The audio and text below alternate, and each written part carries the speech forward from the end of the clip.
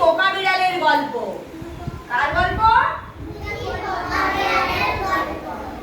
একদিন দুটি বিড়াল মিলে চুরি করলো এক টুকরো কেক।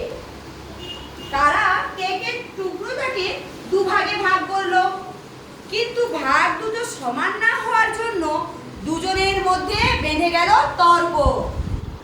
এ বলে তোর ভাগটা বড়, ও বলে তোরটা। তাদের মধ্যে অনেকক্ষণ ধরে তর্ক আর ঝগড়া চলতে লাগলো। শেষে তারা একটা বাঁদরের কাছে গিয়ে বলল, বাঁদর ভাই, তুমি বলে দাও তো আমাদের কেকের ভাগ সমান সমান হয়েছে কিনা।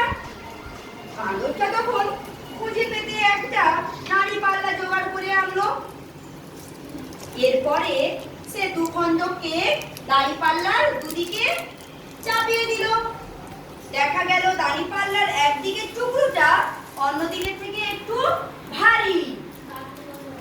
তখন কি করলো বাঁদর? তখন বেশি ওজনের টুকরোটা থেকে একটা কামড় দিল। সে তাদের বোঝালো দুদিকের ওজন সমান করতে সে বেশি ওজনের টুকরোটাতে কামড় দিয়েছে। তাতে হলো কি, যে টুকরোটার ওজন কম ছিল এবার সেটার ওজন গেল বেড়ে। বাঁদরটা তখন আবার করলো কি, সেই ভারী টুকরোটার আবার একটা কামড় দিল। শেষ পর্যন্ত কামড় দিতে দিতে বিড়াল দেখলো যে তাদের আর কোনো পেট আর অবশিষ্ট থাকলো না।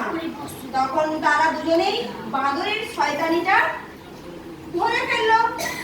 যেটুকু একটুখানি করে বাকি ছিল সেটুকু তারা বললো যে আমাদেরকে ফেরত দাও।